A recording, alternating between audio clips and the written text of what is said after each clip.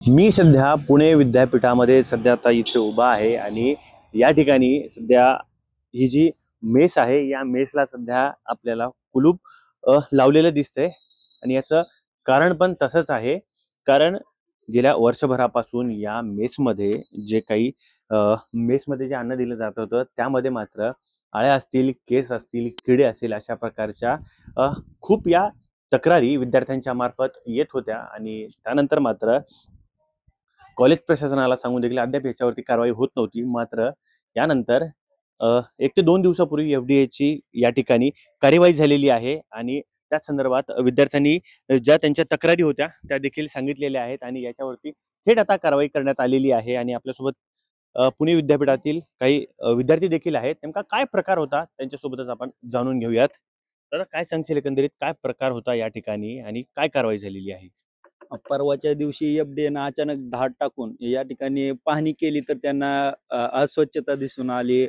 अस्वच्छता आणि या अगोदर पण आम्ही खूप तक्रारी केल्या. विद्यापीठ प्रशासनाकडे पण तक्रार केली आणि इथं मेसकडे केली. मग नंतर विद्यापीठाने कोणती न कारवाई केल्यामुळे आम्ही एफ-डी-एकडे तक्रार केली आणि त्यांनी परवा दिवशी धाड टाकली आणि काल जी त्यांनी कुलूप ठोकलं त्याचा आम्ही सर्व विद्यार्थी खूप खूप आभार मानतो आणि विद्यापीठाचा नाकर्तेपणा या गोष्टीतून दिसून आला. कारण एफ-डी-ए बाहेरनं येऊन इथं कारवाई करते, परंतु युनिव्हर्सिटीतली कोणतीही कारवाई या मेसवर झाली नव्हती. त्यामुळे आम्ही एफ-डी-एच्या आणि तुकाराम मुंढे साहेबांच्या धडाकेबाज कारवाईचं सर्व विद्यार्थ्यांच्या वतीने आभार मानतो. बरं, आता तुम्ही म्हणता की कॉलेज प्रशासनाच्या वतीने येथे कारवाई झाली नाही. तुम्ही कॉलेज प्रशासनाला या ठिकाणी काही निवेदन दिलं होतं का? किंवा यामध्ये आता तुम्ही जे सांगताय की किडे आळ्या ज्या आढळतायत याचा तुम्ही पुरावा कॉलेज प्रशासनाला दिला होता का? हो, हो. नक्कीच दिला होता. गेली 6 महिने झालं ही आमची लढाई चालू आहे आणि 6 महिन्यात प्रशासनाकडून कोणती कारवाई या मेसवर केली गेलेली नव्हती. त्यामुळे आम्ही डायरेक्ट एफ-डी-एकडे तक्रार केली आणि रिझल्ट काल दिसलेला आहे. बरं. बरं या ठिकाणी आता तुम्ही जे म्हणताय एफ-डी-एचे अधिकारी आले होते. किती अधिकारी आले होते आणि नेमक्या याच्यावरती काय कारवाई झाली होती? एफ-डी-एचे 3 अधिकारी आले होते. त्यांनी अचानक आले. त्यांनी सगळं बघितलं, इथली परिस्थिती बघितली, विद्यार्थ्यांच्या प्रतिक्रिया घेतल्या आणि या अगोदर पण आम्ही त्यांना पाठवलेलं होतं आळ्याचं, किड्याचं फोटो आणि चपात्याची क्वालिटी तर कुत्रं सुद्धा चपाती टाकलेली खात नाही इथली. इतकी निकृष्ट दर्जाचं जेवण मिळत होतं. त्यामुळं त्यांनी केली कारवाई. बरं. दादा काय सांगशील एकंदरीत आता तू पण या मेसवरती जेवण करत होता. काय नेमकं तुम्हाला यामध्ये प्रॉब्लेम आढळलेला आहे? सर सर्वप्रथम मी विद्यार्थी रसशास्त्र विद्यार्थी आहे अरुण जाधव. तसं सर्वप्रथम आम्ही जेव्हा इथं खात होतोय, तेव्हा नाही का आता फक्त मुलांची एकच मागणी असते, की योग्य योग्य अन्न मिळायला पाहिजे. निकृष्ट दर्जाचं अन्न देण्यात नाही यावं आणि मुलांचं जे आरोग्य आहे ते फक्त ते प्रथमतः असली पाहिजे. मेसची ही भूमिका असली पाहिजे. पण आता खूप काही दिवसापासून आपण बघत आहे, मी जेव्हापासून इथं आलोय तेव्हापासून बघत आहे, की खूप साऱ्या मेसवर नाही का ते योग्य अन्न आपल्याला देण्यात येत नाही. म्हणजे जसं पाहिजे तसं मुलांना योग्य अन्न नाही मिळाल्यामुळे त्या दिवशी जे एफ-डी-आयनं जे चौकशी केली आणि इथे येऊन जे त्यांनी भूमिका घेतली त्याबद्दल मी त्यांचे आभार मानतोय.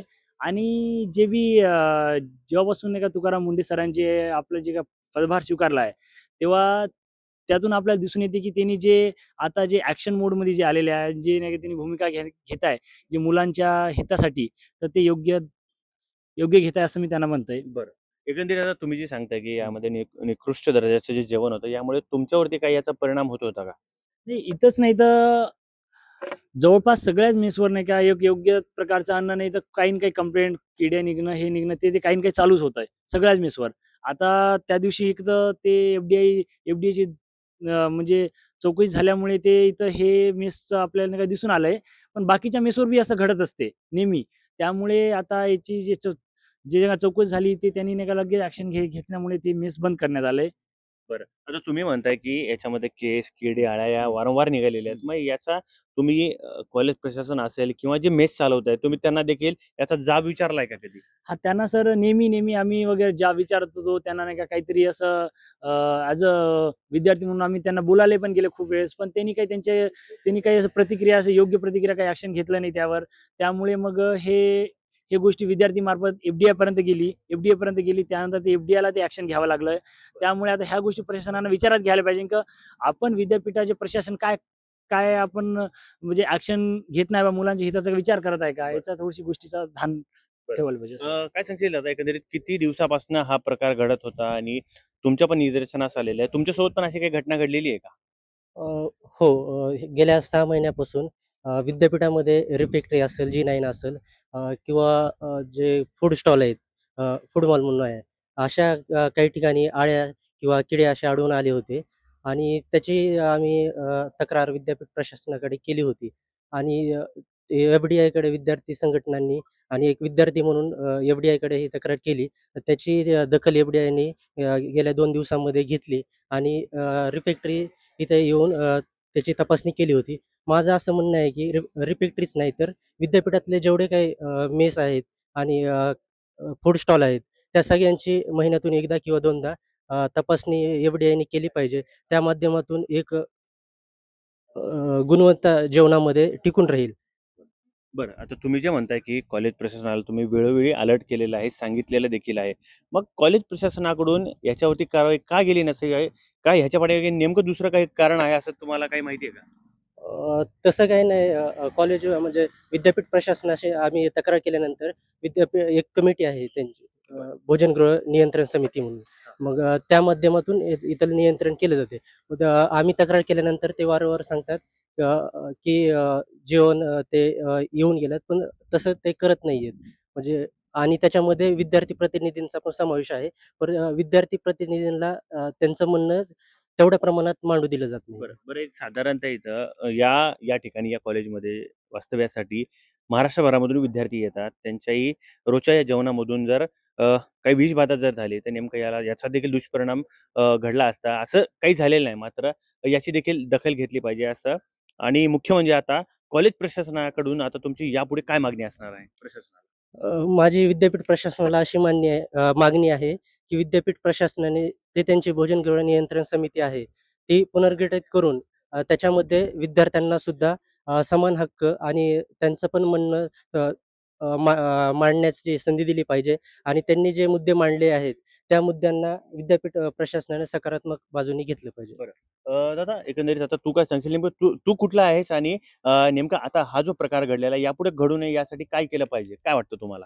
मी गणेश शिंदे, तत्वज्ञान विभागाचा विद्यार्थी आणि मी स्वतः भोजनगृह आणि नियंत्रण समितीचा सदस्य आहे. प्रत्येक बैठकीत फक्त आश्वासन दिलं जातं, की आम्ही क्वालिटी सुधारू. महिन्याला बैठक घेऊन सांगतात, की क्वालिटी सुधारू.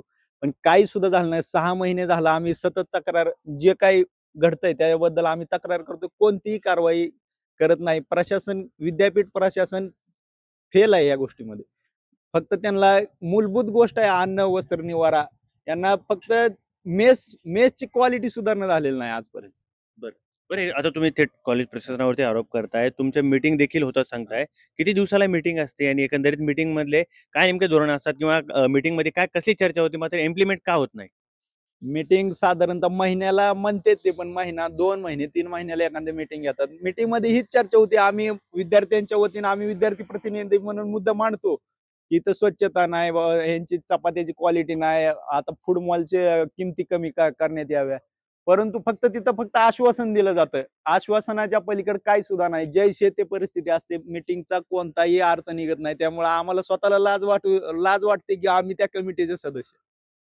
बरं साधारणतः महाराष्ट्रभरामधून इथे विद्यार्थी येतात आणि त्यांच्याही प्रकृतीवर याचा परिणाम देखील होऊ शकतो. तर यापुढे देखील कॉलेज प्रशासनाने काय दखल घेतली पाहिजे त्याबद्दल काय सांगाल तुम्ही? नक्कीच. महाराष्ट्राच्या कानाकोपऱ्यातनं विद्यार्थी येतात पुण्यात शिकायला आणि याचा परिणाम प्रत्येक विद्यार्थ्याच्या आरोग्यावर होतोय आणि मेंटल हेल्थवर सुद्धा होतोय. आणि प्रशासनाने इथून पुढे तर कमीत कमी दखल घ्यावी आणि स्वच्छता म्हणा आणि क्वालिटी, क्वांटिटी सर्व काही सुधारावं, ही आमची विनंती आहे प्रशासनाला. बरं एक शेवटचा प्रश्न घेतो. आता यापुढील आता हे जे कंत्राटदार आहेत यांना आता जे नवीन येतील त्यांना काय नियमावली काय दिली पाहिजे यावर तुमची काय मागणी आहे? आणि मुख्य म्हणजे आता एफ-डी-आयची जी कारवाई झालेली आहे आणि यामार्फत देखील आता हे जे नवीन मेस आता हे चालक जे असणार आहेत त्यांना पण कुठले नियम बांधिलकी असले पाहिजे याबाबत तुम्हाला काय वाटतंय? नक्कीच नवीन येणाऱ्या मेस चालकाला नियम असले पाहिजे का, स्वच्छतेचं म्हणा, हायजेनिकचं आणि स्वच्छता, हायजेनिक आणि कसं आहे, हे आपलं सरकारी विद्यापीठ आहे. कमीत कमी खर्चात जास्तीत जास्त आणि दर्जेदार अन्न विद्यार्थ्यांना मिळलं पाहिजे, ही आमची मागणी आहे आणि ती व्हायला पाहिजे. तर अगदीच आपण पाहिलं की हे जे विद्यार्थी आहेत त्या कॉलेजमध्ये प्रशिक्षण घेतात, कॉलेजमध्ये शिकतात आणि या ठिकाणी त्यांनी देखील सांगितलेलं आहे की या कॉलेज सॉरी या मेसमध्ये जे आता यापुढील जे मेस चालवणार आहेत त्यांनी मात्र कमी पैशामध्ये दर्जेदार अन्न देखील दिलं पाहिजे.